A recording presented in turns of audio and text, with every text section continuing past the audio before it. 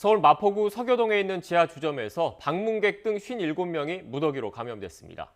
지난 추석 연휴 전국 각지에서 외국인들이 이 주점에 모였다가 확진된 것으로 파악되고 있습니다. 이번 주말 개천절 연휴, 다음 주 한글날 연휴를 앞두고 또다시 이동량이 증가할 것으로 보여 방역당국이 긴장하고 있습니다. 수도권 집단 감염 상황 취재기자 연결해서 알아보겠습니다. 황보혜경 기자.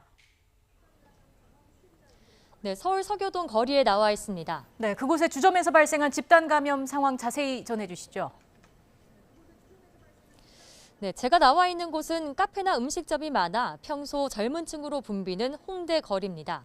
이곳에 있는 한 지하 주점에서 집단 감염이 발생하면서 주점은 2주 동안 일시적으로 운영을 중단했습니다. 일반 음식점으로 등록했지만 사실상 펍이나 클럽처럼 운영했던 곳인데요. 지난 23일 방문객 지인 1명이 처음 확진된 뒤 일주일 만에 업주와 방문객 등 57명이 집단 감염됐습니다. 확진자 대부분은 베트남인인데 마포구청은 추석 연휴였던 지난 19일부터 23일 사이 베트남인들이 이곳에서 모임을 가진 것으로 확인됐다고 밝혔습니다. 부천이나 인천 등 수도권은 물론 천안, 속초 등 전국 각지의 베트남인들이 이 시설에 모였던 것으로 파악됐습니다. 방역당국은 주점이 지하에 있어 자연 환기가 어려웠던 데다 밀폐된 공간에서 거리 두기가 잘 지켜지지 않았던 것을 감염 요인으로 보고 있습니다. 일부 이용자들은 마스크 착용이 미흡했던 것으로 확인됐습니다. 중대본은 재난 문자를 보내 지난 19일부터 23일 사이 이곳 주점을 방문한 사람은 코로나19 검사를 받아달라고 요청했습니다.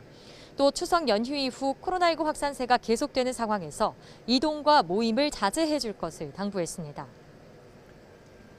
네, 황보혜경 기자, 이 밖에 수도권 집단 감염 상황도 정리해 주시죠. 네, 시장이나 병원, 직장 등 여럿이 생활하는 시설에서 감염이 이어지고 있습니다. 송파구 가락시장에선 한 달 만에 763명이 집단 감염됐고 중구 중부시장에서도 확진자가 계속 늘어 300명에 가까운데요. 서울시는 시장 종사자들이 오랜 시간 육체 노동과 야외 근무를 하며 마스크 착용이 잘 이루어지지 않아 감염에 취약한 것으로 보인다고 밝혔습니다. 순천향대 서울병원에선 종사자가 지난 18일 처음 확진된 이후 지금까지 88명이 양성 판정을 받았습니다. 이 가운데 종사자가 54명으로 대부분인데 자연 환기가 어려운 지하 대기실 등을 함께 쓰며 전파가 이뤄진 거로 보입니다. 경기 동두천시 요양원에서도 감염에 취약한 어르신을 포함해 모두 19명이 확진됐습니다. 직장과 학교 등의 감염도 잇따랐는데요. 경기 시흥시 금속제조업체에선 34명이 확진됐고 서울 강남구 초등학교에서 모두 13명이 감염돼 치료를 받고 있습니다. 다음 달 개천절과 한글날 연휴를 앞두고 긴장감이 높아지는 상황에서 방역당국은 내일 거리두기 연장 여부를 결정할 방침입니다. 지금까지 서울 서교동에서 YTN 황보혜경입니다.